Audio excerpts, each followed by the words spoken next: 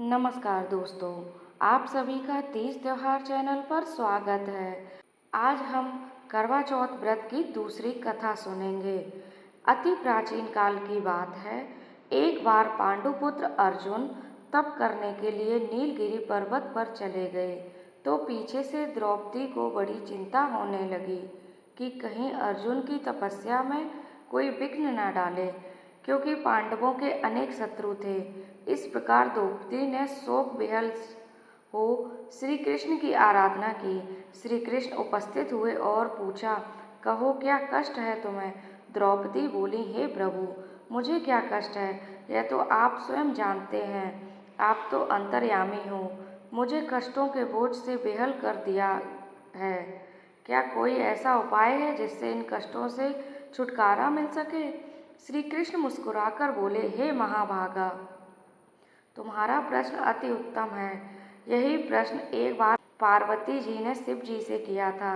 तब शिव जी ने पार्वती जी को करवा चौथ व्रत का विधान बताया था। तब द्रौपदी बोली, प्रभु, करवा चौथ व्रत की जानकारी मुझे भी दीजिए और उसकी कथा कहिए। तब श्री कृष्ण ने एक पल सोचने के बाद कहा, दुख सुख जो सांसारिक माना जाता है, प्राणी उसमें सदा ही लिप्त रहता है। मैं तुम्हें अति उत्तम करवा चौथ की कथा सुनाता हूँ, इसे ध्यान से सुनो।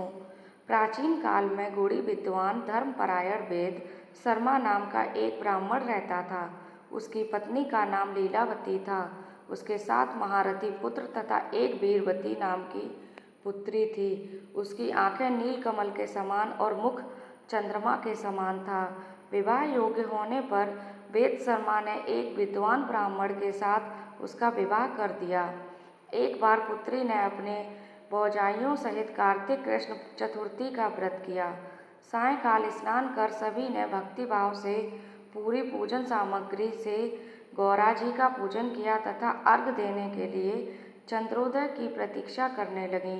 किंतु चंद्रोदय से पूर्व ही वीरवती को क्षुधा से बाध्य कर दिया गया और वह बेहोश हो गई।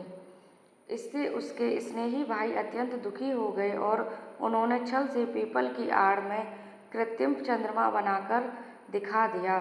लड़की ने अर्घ देकर भोजन कर लिया। भोजन करते ही उसके पति की हृदय गति बंद होने से मौत हो गई।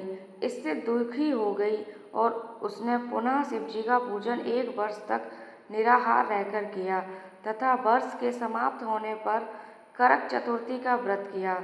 तब इंद्राणी वहां देव कन्याओं के साथ करक चतुर्थी का व्रत करने आईं और स्वयं वीरवती के पास गईं।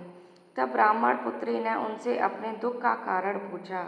इंद्राणी ने बताया, तुम्हें करवा चौथ व्रत में चौथ दर्शन से पूर्व भोजन कर लेने से यह कष्ट मिला है। तब उस लड़की ने अंजलि बांधकर विनय की, एक इससे मुक्त होने का कोई उपाय बताइए। इस पर इंद्राणी ने कहा कि अब तुम विधि पूर्वक इस करवा चौथ का व्रत करो तो तुम्हारे पति पुनर्जीवित हो जाएंगे। वीरवती ने ऐसा ही किया, जिसके प्रभाव से उसका पति जीवित हो गया और वह अपने पति के साथ आनंद पूर्वक रहने लगी। श्री कृष्ण ने कहा, हे द्रौपदी, यदि तुम भी इस व्रत को करोगी तो तुम्हारे सभी संकट टल जाएंगे। श्री कृष्ण के इन वचनों को सुनकर द्रौपदी ने यह व्रत किया और पांडव सभी क्षेत्रों में विजयी हुए। इस प्रकार सुख, सौभाग्य, पुत्र पौत्रादि और धन धान की इच्छुक स्त्रियों को यह व्रत विधि पूर्वक करना चाहिए। आज के वीडियो में इतना ही। अगर आपको मेरी ये वीडियो पसंद आई हो तो मेरे चैनल तीज त्योहार को सब्सक्राइब करना ना भूलें।